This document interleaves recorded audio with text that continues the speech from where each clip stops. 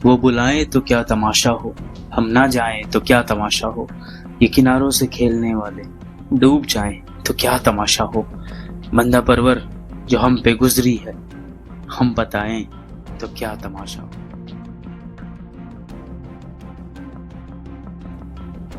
बादशाह को तख्त भले ही विरसे में मिलती हो, मगर उसे अपनी बादशाही कायम करनी पड़ती है।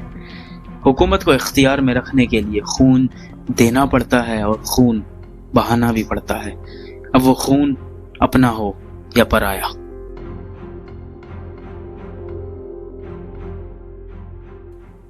आज की कहानी एक ऐसे बादशाह की जिसने हुकूमत के निजाम को अपने भाई से भी ऊपर रखा और ये दिखा दिया कि क्यों हिंदुस्तान बड़े फक्र व अदब से उन्हें अपना बादशाह तस्लीम करती है। ये फूल मुझे कोई विरासत में मिले हैं, तुमने मेरा कांटों भरा बिस्तर नहीं देखा।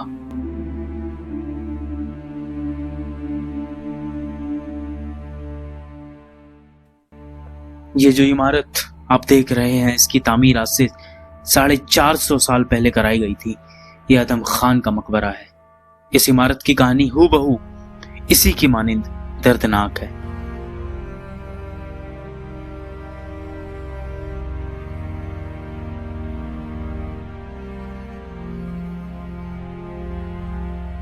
मालवा से आई रकम की हेर फेर की खबर अकबर के वजीर अतका खान तक पहुंची और इसी वजह से आदम खान ने अपने पूरे होश में अपनी तलवार अतका खान के सीने के आर पार कर दिया।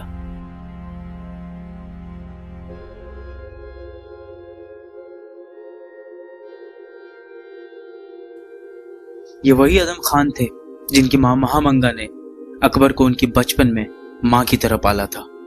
अकबर महामंगा की इज्जत अपनी मां के बराबर करते थे और उनके बेटे आदम खान को भी हमेशा खास तवज्जो देते थे।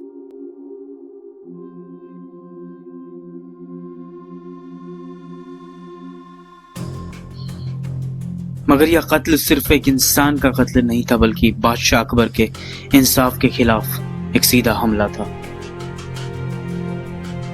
लेकिन शायद आदम खान को गलतफहमी हो गई थी कि महामंगा का बेटा होने के नाते वो जो चाहे कर सकता है। इसी घमंड में आकर उसने अतका खान की जान ले ली थी।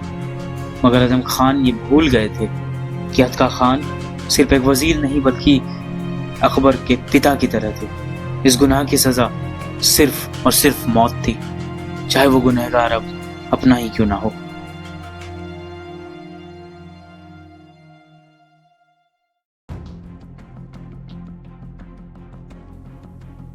तो इसकी सजा ये हुई कि अब आदम खान को बादशाह के जलाल का सामना करना था। अकबर ये हुक्म देते हैं कि आदम खान को किले की दीवार के सिर के बल नीचे फेंक दिया जाए। सिपाहियों ने ऐसा ही किया, मगर अभी भी उनकी सांसें चल रही थी। अकबर ने फिर हुक्म दिया कि इसे वापस ऊपर लाकर दोबारा फेंका जाए। इस बार जब आदम खान को फेंका गया तो उसकी सांस टूट गई।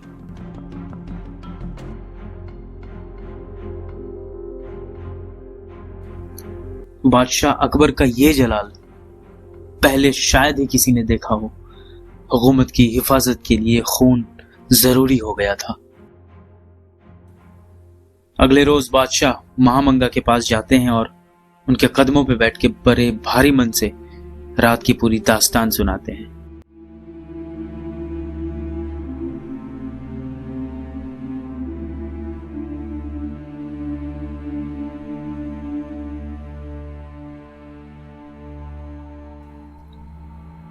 मगर महामंगा ने इसे एक हुकूमती फैसले की तरह तस्लीम किया और उन्होंने बस इतना ही जवाब दिया, बादशाह को जो सही लगा उसने किया।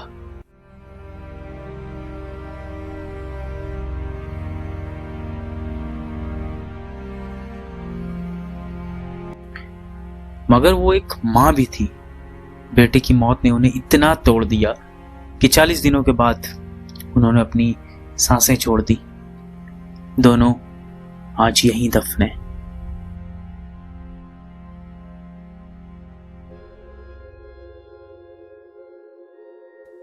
मगर ये इमारत अपने आप में कई दास्तानें समेटे हुए है।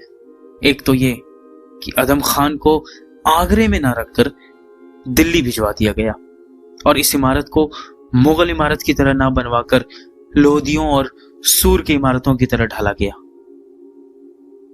इनको मुगल गद्दार समझते थे, खासकर शेरशाह सूरी को।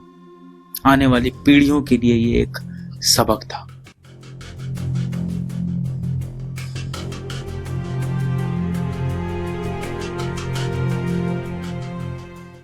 जमाने गुजरे और दौर अंग्रेजों का आया।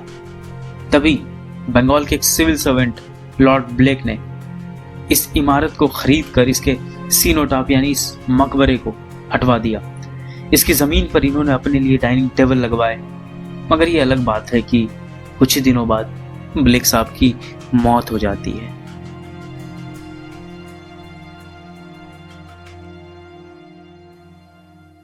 फिर गुजरते वक्त में इसने कभी डाक खाने, तो कभी प्राइमरी हेल्थ सेंटर, तो कभी पुलिस चौकी की शक्ल इख्तियार कर ली।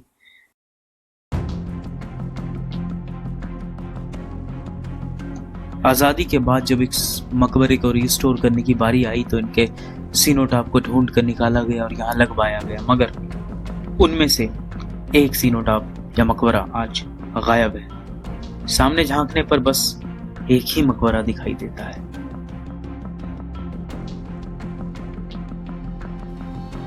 कभी यूं मिले, कोई मसलहत, कोई खौफ दिल में जरा ना हो, मुझे अपनी कोई खबर ना हो, तुझे अपना कोई पता ना हो। कभी धूप दे, कभी बदलियां, दिलो जां से दोनों कबूल है, मगर उस महल में ना कैद कर जहां जिंदगी की हवा ना हो।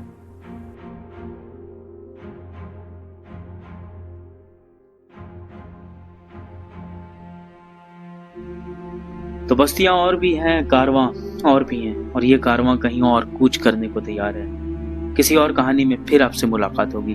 तब तक के लिए शुक्रिया। आखिर में आपसे यही दरख्वास्त है कि इस चैनल को लाइक, शेयर एंड सब्सक्राइब करें ताकि हम एक बुलंद हौसले से आगे इसी तरह काम करते रहें।